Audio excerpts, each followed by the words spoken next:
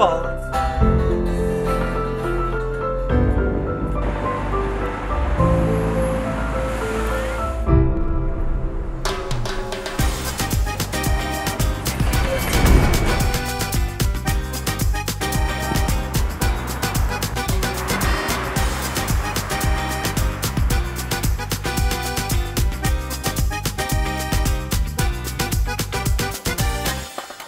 بەخێر بێ دکتۆر. زۆر سپاس دەکەم.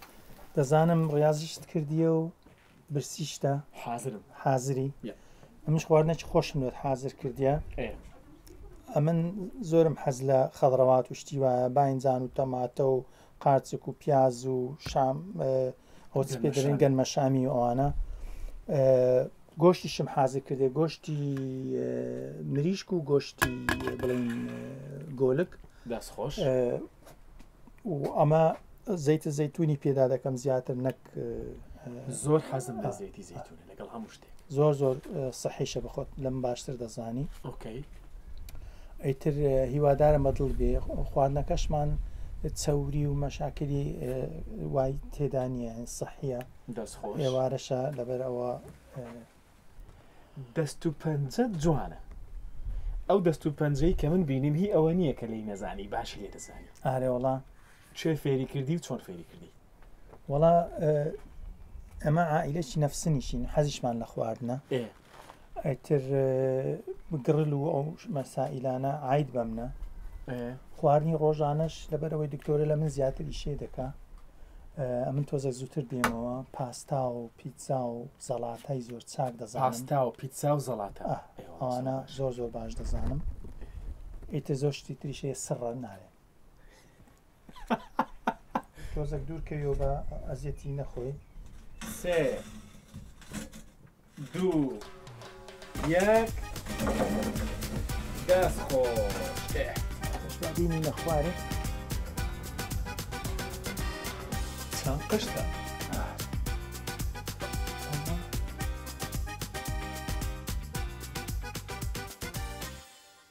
ئەوەش وەختی دەوێت لەبەر ئەوە مەسەن ئەگەر تەماتەی دانێ تەماتە بە 2 دقەی دەبی بەس پیاز چارێکێکی دەوێت. ئەوەشم لۆ مباشر لەسەر ئێرە دانەنا ئەگەر دیتم ئاگرەکە بە قوتە دەتوان تۆزە بەرزیکەم هەتا سوی نەسوێت ینی زیاتر سەیتەڕم دەبی لەسەری. ئیشەکە زۆر مهمە وەنیە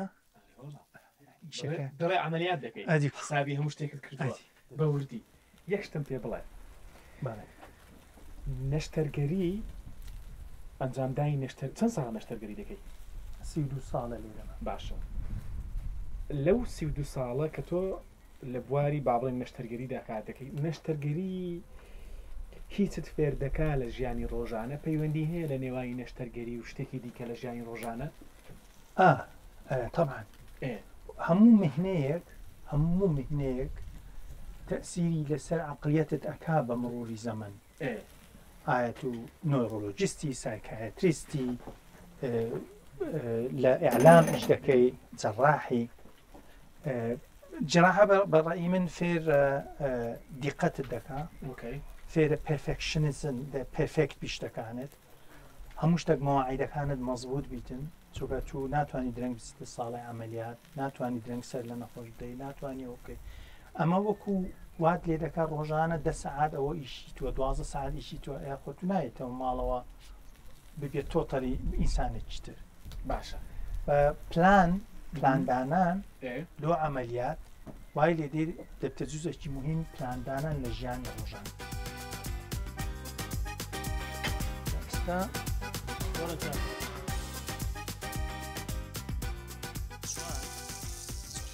ئەوەی بینیتان شێفی خواردن دروستکردن نییە بەڵکو شێفی پزیشکیە. لۆچما شێفی پزیشکیش هەیە ئەدیکو نییە.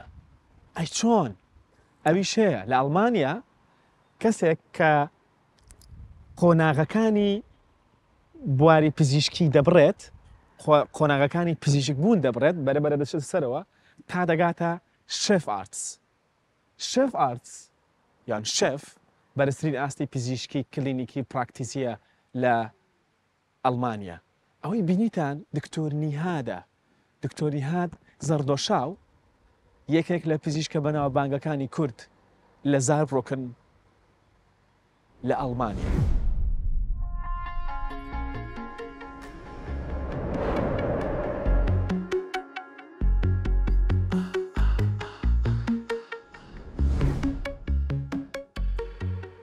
هەرێمی زارلاند یەکێک لە هەرێمەکانی ئەڵمانیایە لەسەر سنووری فەڕەنسا.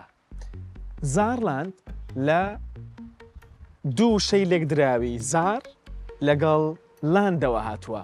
زار ناوی ڕووبارێکە، لاندیش واتە نیشتیمان. زارلاند واتە نیشتیمانی زار، نیشتیمانی ڕووبارەکە. پایتەختی زارلاند شاری زاربڕۆکنە. زاربڕۆکنیش واتە بڕۆکن واتە پرت، زاریش وەکو گوتمان واتە ڕووبارەکە. زاربڕۆکن بە ناوی پردەکانی سەر ڕووبارەکە ناونراوە، ڕاک لەسەر سنووری فەڕەنسایە.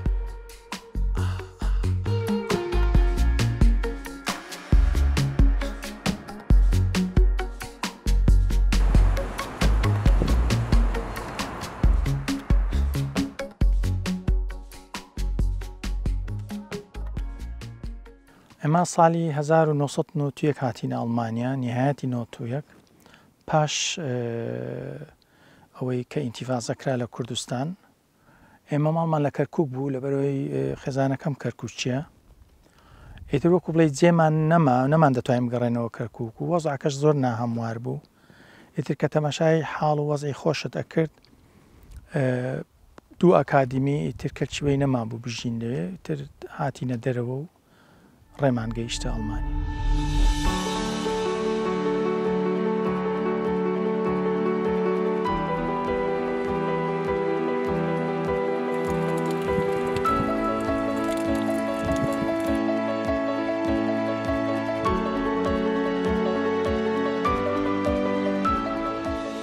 دەتان بەمە نێو نەخۆشخانە ئێستا نەشتەرگەریەکی گەورە بەڵام نێو دەوڵەتی ئەنجام دەدرێت لە ژێر سەرپەرشتی پزیشکە کوردەکە.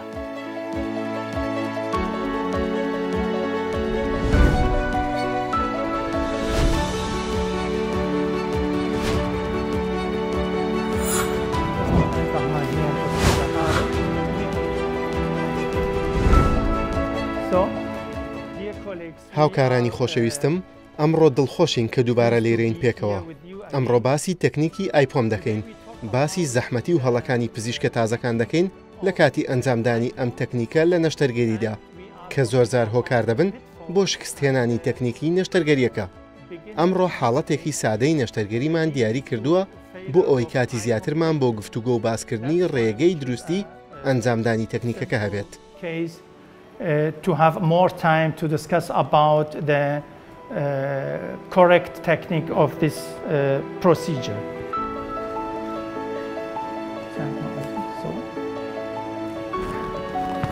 Elf Skalpell, dann dann Farben ab.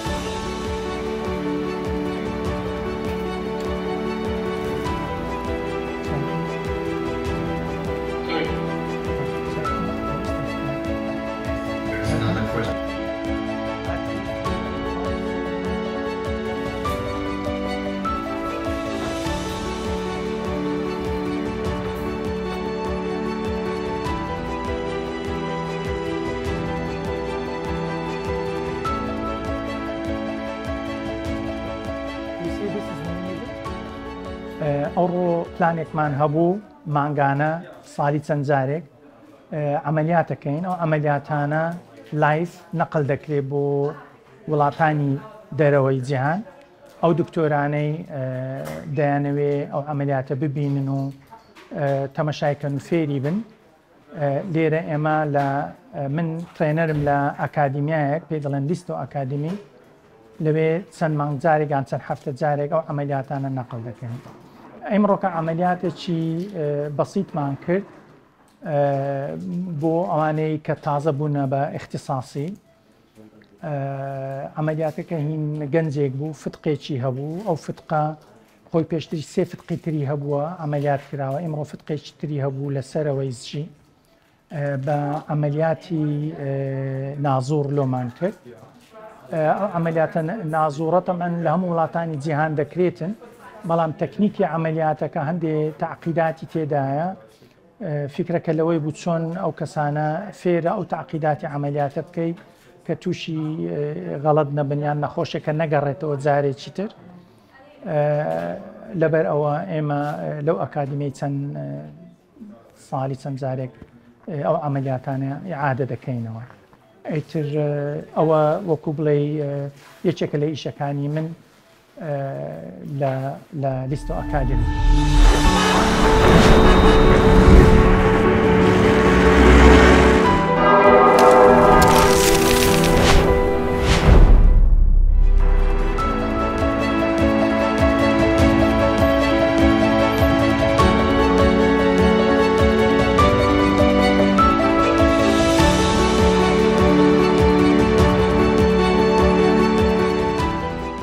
من ئێستا لە ئەڵمانیا دەمەوێت بچمە فەڕەنسا دەیاڵە خواحەفیز دەچمە فەڕەنسا گەشتمە فەڕەنسا ئەرێ خۆ من تازە لە ئەڵمانیا بوو بە چەند چرکەیە گەشتمە فەڕەنسا دەزانن بۆ چونکە ئێرە ئەم هێڵە یا ئەم خاڵە سەوزە سنووری نێوان ئەڵمانیا و فەڕەنسایە لەبەرەوەی ئەو دوو وڵاتە هاوسنوورن ساڵانێکی زۆر خەڵکێکی زۆر لە نێوانیان لە شەڕەکانیان لە جەنگەکانیان کوژراون بۆ نمونە لە ساڵی 1970 یەکێک لە بەناوبانگترین و گەورەترین جەنگەکان لە نێوانی ئەڵمانیا و فەڕەنسا ڕوویدا کە 6 مانگی خایاند بۆ نمونە لە ساڵی 1940 یەکێک لە جەنگ گەورە مێژوویەکان لە نێوانی ئەڵمانیا و فەڕەنسا ڕوویدا و ئەڵمانەکان تەنیا ئەڵمانەکان 27,000 کەسیان لە نێو فەڕەنسا لێ کوژرا لەو کاتەوە تا نزیکی ساڵانی هەفتاکانیش هێشتا ناکۆکی و ناخۆشی لە نێوانی ئەم دوو وڵاتە یان خەڵکی ئەو دوو وڵاتە هەر هەبوو ئێستا کە من لەسەر سنوورم پشتی من ئەڵمانیایە بەرامبەریشم فەڕەنسایە هەنگاوێک بێمە پێشەوە دێمە فەڕەنسا دوو هەنگاو دەچمە دواوە دەگەڕێمەوە ئەڵمانیا لێرە شەڕی گەورە لە نێوان گەڕەکەکانیش ڕوویداوە تەنانەت منداڵێکی ئەڵمانی کە دەڕۆشت بۆ ئەو دیوی سنوور یەک هەنگاو دەهاتە ئەولا ئیتر خۆی نەدەبینیەوە لە نێوانی بەردوودار و شەڕ و خەفسەدا بە هەمان شێوە کە منداڵێکی فەڕەنسیش دەپەڕیەوە هەمان شت ڕووی دەدا بەڵام ئەڵمانیا و فەڕەنسا بە شێوەیەکی پلان بۆ داڕێژرا و استراتیژی و قوڵ کاریان لەسەرەوە کرد ئێستا خەڵکی فەڕەنسا و ئەڵمانیا بێ یەکدی ناژین دۆستی یەکدرین تێکەڵاوی یەکترین لێرە هەست ناکەی کامە فەڕەنسایە و کامە ئەڵمانیایە لە هەردوو دیوەکەدا ئەڵمانی فەڕەنسی دەبینی و هاوڕێ و دۆست و کەس و کاری یەکدین و بەیەکەوە دەژین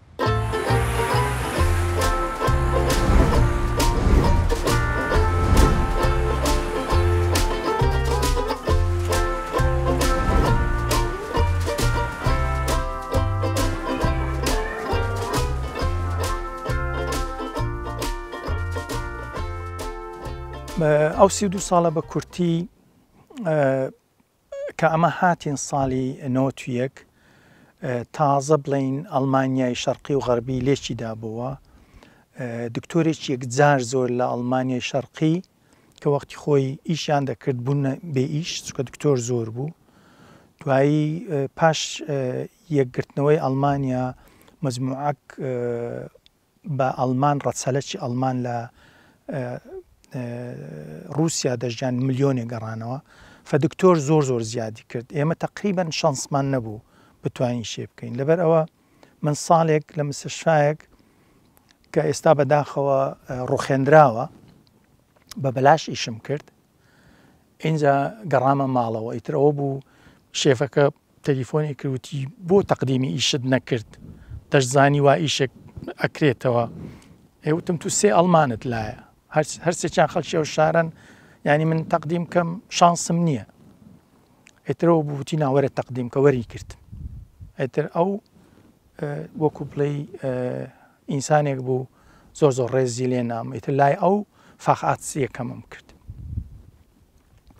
پاشان چوم فاقعاتی دووەم لە مستشفایەکی گەورەتر کردین تراوماتۆلۆجی لەوێن دەربوو بە کۆنسەڵتەنت دوایە گەڕامەوە مستشفا کۆنەکەی خۆملای شێفە قەدیمەکەم لەوێ بووم بە چیف کۆنسەڵتەنت ئەیتر لەوێ فاقعاتی سێمە وەرگرت دوای گەڕامەوە مستشفایەکی گەورەتر لەوێن دەریش هەر چیف کۆنسەڵتەنت بووم ئیتر فاقعاتی چوارەمم وەرگرت دوای هاتمە عاسیمە بڵین ناو پایتەختی مقاتعەکەمان لەوێن دەریش بووم بە شەفی جراح فاقعات لە کوردستان و لە عێراق وەکو بۆردە بۆردی کوردستانی بۆردی عێراقی بۆردی عەرەبی یان بۆردی ئەمریکی ئەمە ئەوان بۆردی پێ دەڵێن لە ئەڵمانیا فاقعات ینی طەبیب اختصاصی خۆی شێف ئات پلەی پاش ئەوەی کە دەبیە چیف کۆنسەڵتەنت ینی مەسئولی هەموو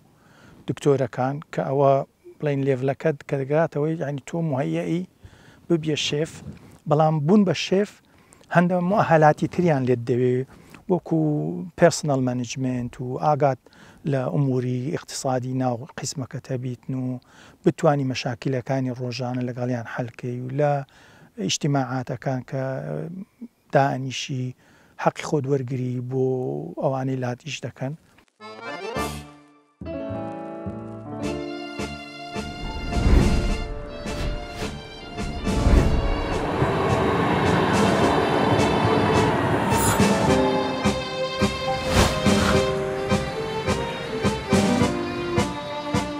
جگە لە نەخۆشخانە دکتۆر نیهاد کلینیکێکی تایبەت بەخۆی هەیە لە پایتەخت لە زاربڕۆکن تیمێکی ئەڵمانی لەگەڵیدا کار دەکەن بەردەوامن بەیەکەوە تیایاندا هەیە 13 ساڵە لەگەڵ دکتۆر نیهاد کار دەکەن.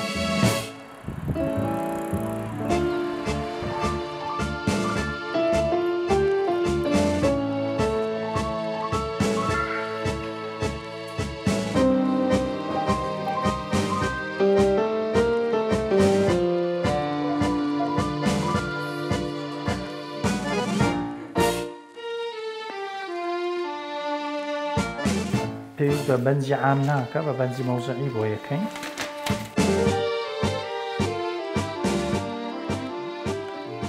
نەخۆشەکەمان زۆر ئازا بوو ئاگاتان لێبوو هیچ نەجوولانەوە و ترس و شتی نەبوو ئیشلۆ بە زیگرات دەزی سۆ تاپەڤان و ئەو وەرەمان دەرهێنا ئەینێرین بۆ فەحەس هەفتەی داهاتوو بۆمان بێتەوە ئینشاڵڵا هیچ دەرناچیتن خەریت و شتەکانیش هەفتەی داهاتوو لای دەبین.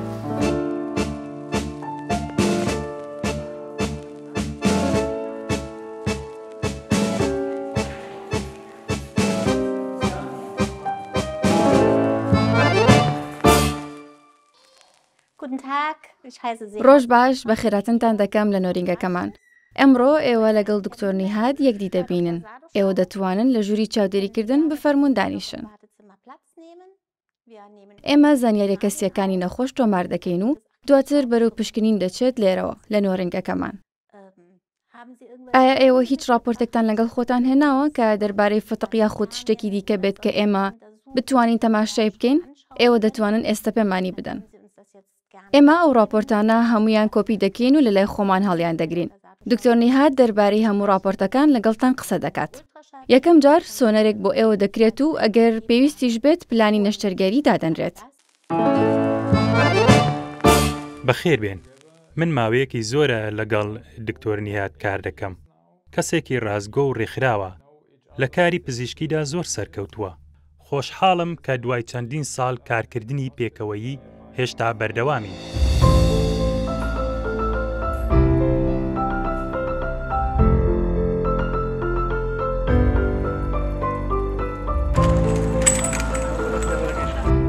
خۆشیەکە ئێستا زیاتر بووە چونکە بوومە کوڕی ئەو وڵاتە 32 ساڵی بەسەرداچ و خۆشیەکان جوانتر دەبینی کە هاتین زۆرشت هەبوو نەمان دەبینی خەریکی ژیان و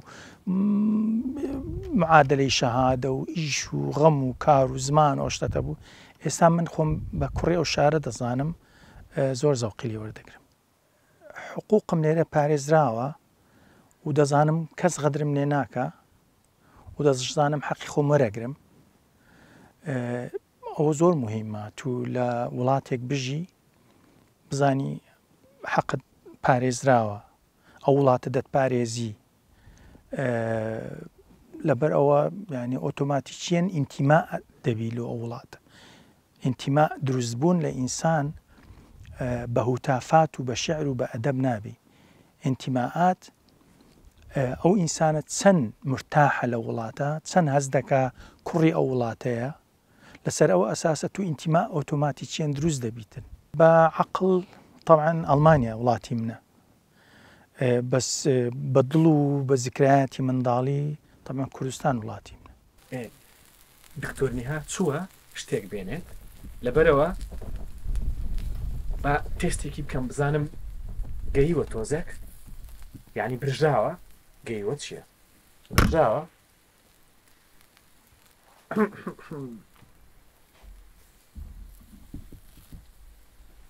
ئەگەر هاتشەوە پرسی بەڵێم ئەو خۆی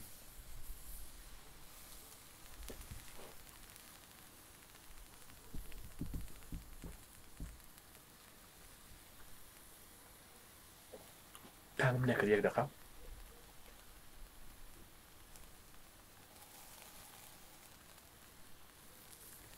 ئاگات لێبوو لە وەڵا زۆر باش بوو ئەوە ویستم باشتر بیستوڕێنم بەس دۆقی کەمە ئاشکرا بوو دکتۆر ئاراس ئەوە بوو قوربان ئێستا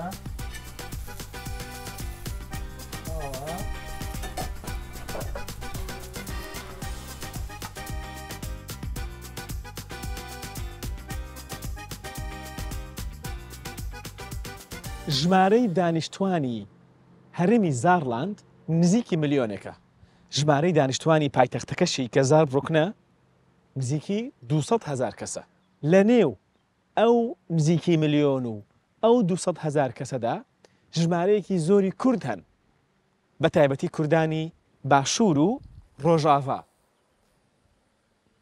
ژمارەیەکی زۆری کوردانی باشوور لێرە پزیشکن بۆیە ئێستا لە زار بڕۆکن کە دەڵێی کورد واتە پزیشک کورد واتە پزیشک بۆ چکە خەڵکی ئێرە کە کورد دەبینن پزیشکە چونکە زۆربەی زۆرەی ئەوانەی هاتوونتە ئێرە پزیشکن بە تایبەتیش کوردانی باشوور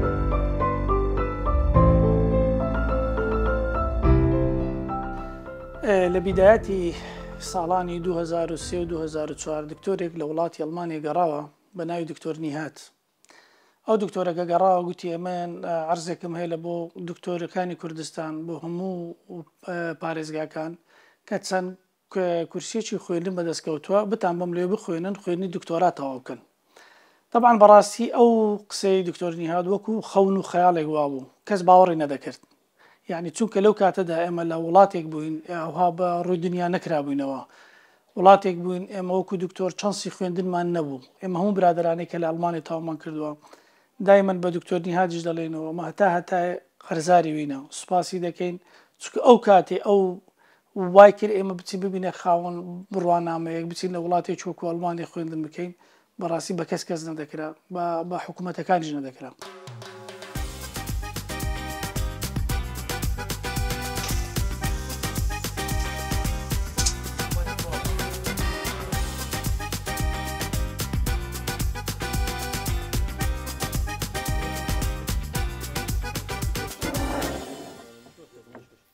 ساڵی 1970 لە جامیعی بەغدایە دکتۆرم ناسی لە کولیە بووین ئەو زۆر نەشید بوو لە ڕیاضە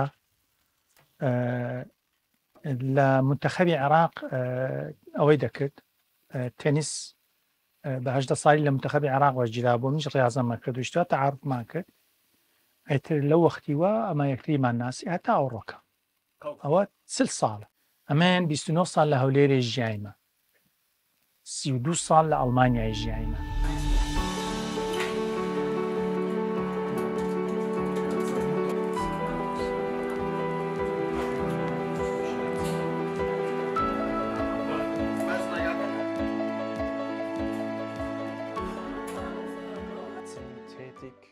من لە ساڵی 2010ەوە لێرە کار دەکەم.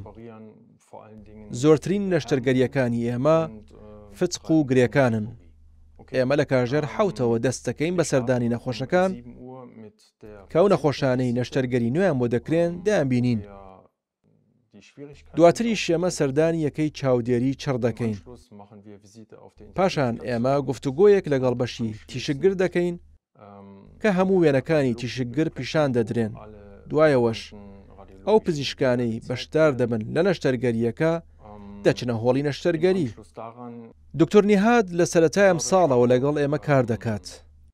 ئەو بەو ئەزموونەی هەیەتی زۆر لە نەخۆشەکان چارەسەر دەکات، بە زۆرینەش ئەو نەخۆشانەی فتقیان هەیە.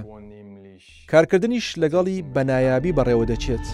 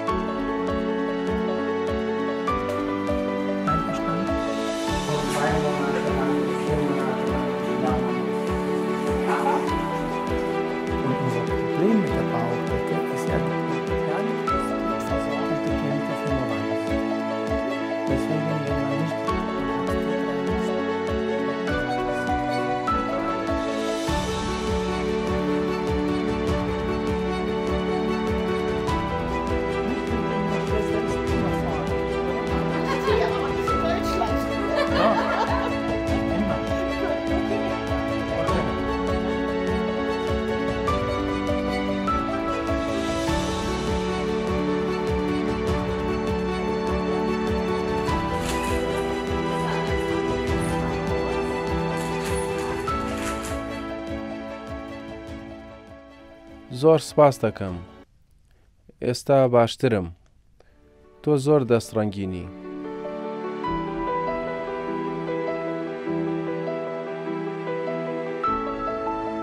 Shake Hand machen. Wir haben das jetzt nicht erwartet gehabt, dass wir uns so verabschieden. Alles Gute. Trotzdem. ئێمە تیمێکین لە 15 کارمەند پێگدەین. بە شێوەی سێ شەف چاودێری نەخۆشەکان دەکەین. بەیانیان نیوەڕۆ و شەوان. شفتی کارکردنی من لە کاژێر هەفتی بەیانی تاوەکو سێ نیوەڕۆیە. کاژێر هەفت بەگشتی سەردانێکی هەموو نەخۆشەکان دەکەین بە هاوکاری پزیشکی بەرپرس، پزیشکی پسپۆر، یاریدەدەری پزیشک و پرستارەکان. دواتر نەخۆشەکان بەسەر ژوورەکان دابش دەکرێن و بەپێی ئەوەی کام نەشتەرگەری هەیە ئامادەکاریان بۆ دەکرێت. دکتۆر نیهاد هەمیشە هاوشێوەی پزیشکەکانی دیکە پێش نەشتەرگەریەکە دێت و تەماشای نەخۆشەکە دەکات. بێگومان دوای نەشتەرگەریش جارێکی دیکە دێت. دەوروبەری کاژێر 15 من دەچم و ڕۆژەکە بۆ من کۆتایی پێدێت. بەڵام بۆ هاوکارەکانی دیکە بەردەوام دەبێت تا ڕۆژی دواتر.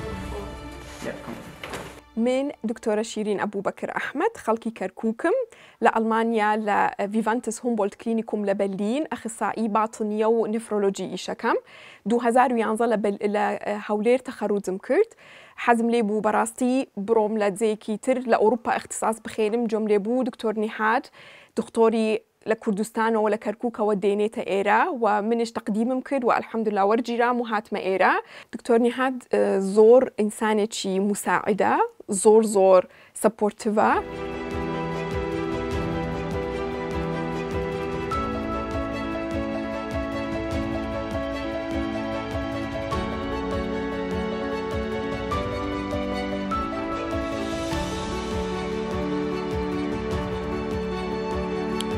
دکتۆر ئەنەس ئەوش هەندێک لە مەدالیەکانە کە وەرم گرتیە لە نیو مارەثۆن کە ڕام کردە ئەگەر ئەوەی پاریس بی ئەگەر ئەوەی سویس ڕاویتن یاخود هەتای هەولێرش تێدا خۆی مارەثۆن کە بڵێ مارەثۆن یعنی 42 کیلۆمەتر و چەند سەد مەترێکە کە دەڵێ نیو ماراتۆن دەکات 21 کیلۆمەتر و چەند سەد مەترێکە.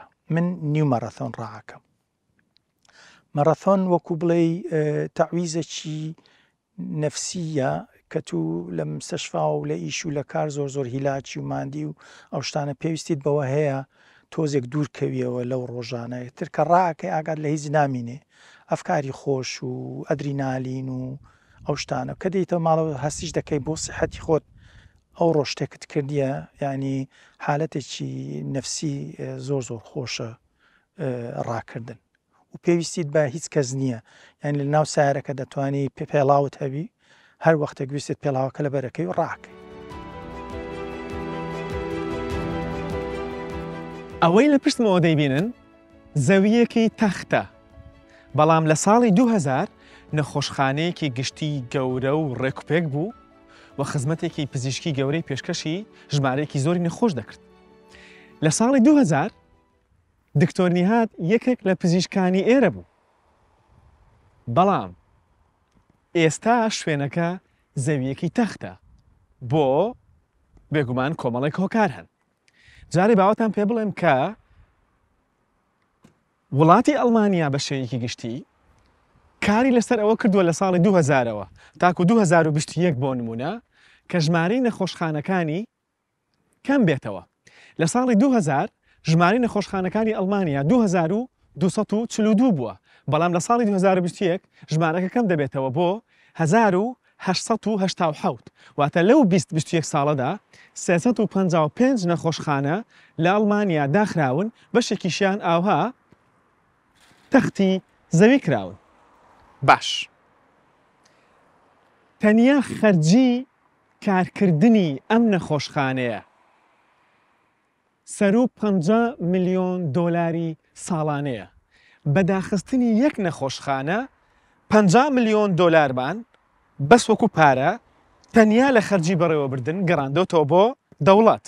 واتە ئەڵمانیا وەکو دەوڵەت لەمە قازانجی کردووە، تاکەکانی ئەڵمانیا وەکو تا قازانجیان کردووە، چونکە دیارە کە پێویستیان بە نەخۆشخانە نییە. بۆ هۆکار زۆرن، یەکێک لە هۆکارە سەرەکیەکان ئەوەیە ئەڵمانیا وەکو دەوڵەت بایەخ بە تەندروستی گشتی دەدا، لە پەبلیک هێڵث لە تەندروستی گشتی تێدەگا، لە سیستمی خۆپارێزی لە سیستمی پێشگیری تێدەگا و جێبەجێی دەکا. پێویستە سیستمی پێشگیری هەروەک چۆن لە وڵاتە پێشکەوتوەکان هەیە، لە ئەڵمانیا شێکێک لەو نمونە جوانانەیە، لە وڵاتی ئێمەش ئەو سیستمە بەهێز بکرێت بۆ ئەوەی تۆ بتوانی پێشگیری نەخۆشی بکەیت. ئەگەر تۆ وات کرد پێویستیت بە نەخۆشخانە کەم دەبێتەوە. بۆیە ئەڵمانیا وردە ژمارەی نەخۆشخانەکانی ئۆتۆماتیکی کەم دەبنەوە، چونکە تاکەکەی هۆشیارترە، سیستمەکە سیستمێکی بەهێزترە لە ڕووی خۆپارێزی، لە ڕووی پێشگیری نەخۆشیەکان و لە ڕووی تەندروستی گشتی و لە ڕووی تەندروستی تاک. هەموو شتێک لە خزمەتی تەندروستی تاکدایە، بۆیە لە ئەنجامدا تاک کەمتر نەخۆش دەکەوێت، نەخۆشخانە کەمتر دەبێتەوە، تاکەکە ساختر و بەرهەمدارترە، خەرجی لەسەر حکوومەت کەمترە.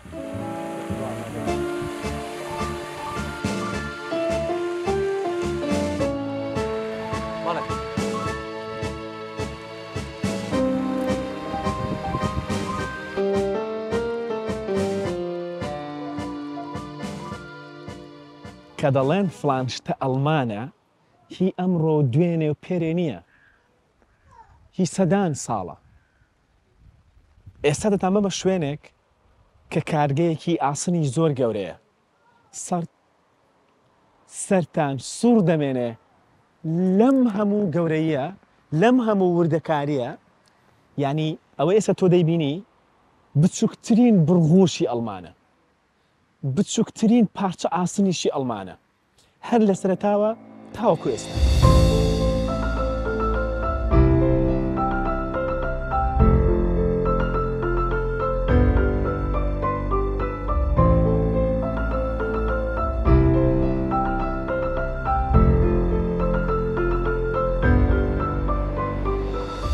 بەخێر هاتی بە شێوەزاری شیرینی کورمانجی لەسەر بەشی پێشەوەی بەشی پێشوازی باڵەخانەیەکی زۆر گرنگی ئەڵمانیا لە زاربڕوکن نووسراوە. بۆچی ئێرە زۆر گرنگە؟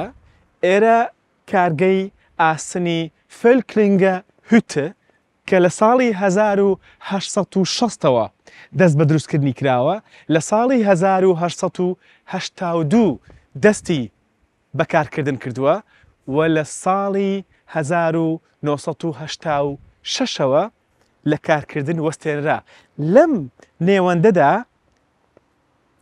لە هەندێک کاتدا ژمارەی کرێکارانی ئێرە گەشتووەتە 40,000 کەس.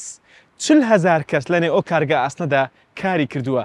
یەکێک لە گەورەترین کارگەکانی دنیاە، گەورەترین کارگەی ئاسنیشە لە جیهاندا. بەڵام لە ساڵی 1986ەوە ڕێکخراوی یونسکۆ کاری لەسەر کرد وەکو شوێنەوارێکی مێژوویی مامەڵەی لەگەڵ دەکرێت. ساڵانە سەدان هەزار گەشتیار سەردانی دەکەن و ئەو کارگە پیشەسازیە زۆر گرنگە دەبینن کە لە سەدەی 19دا دروست کراوە، بەڵام کە وردەکاریەکانی دەبینی بۆ دەردەکەوێت کە چ کارێکی گەورە کراوە لەو سەردەمەدا.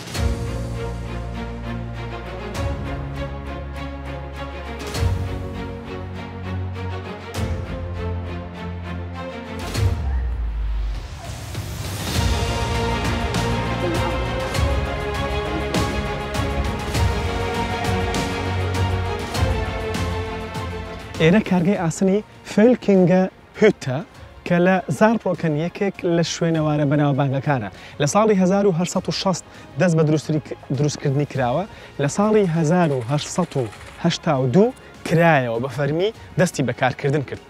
لە ساڵی 1986 واتە دوای 104 ساڵ شوێنەکە کارکردن تێیدا وەستێنرا، بەڵام لەو نێوەندەدا ڕۆژی وا هەبووە، یعنی کاتی وا هەبووە، سەردەمی وا هەبووە ڕۆژانە 40,000 کەس کارێک تێدا کردووە. 6500 تەن ئاسنیان بەرەمهێناوە. لە هەندێک بەشی ئەم کارگەیە پلەی گەرمی دەگاتە 2200 پلەی سیلیزی، مرۆڤیش کاری تێدا دەکات. ئەمە چۆن ڕێکخراوە لەو سەردەمەشدا؟ ئەمە کارێکە کە مرۆڤەکانی ئێرە کردویانە. لە ساڵی 1986 بۆ ساڵی 1996 یونسکۆ کاری لەسەر کرد بۆ ئەوەی بیکاتە شوێنەوارێکی جیهانی و ئێستا هەروایە.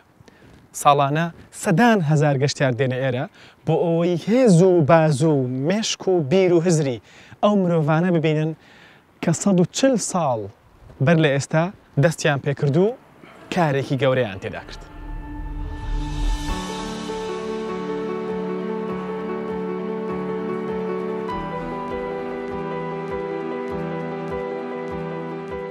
ئامانج لە بەرنامەکانمان لەم وەرزە بەگشتی و ئەم بەرنامەیە بە تایبەتی ئەوەیەکە کورد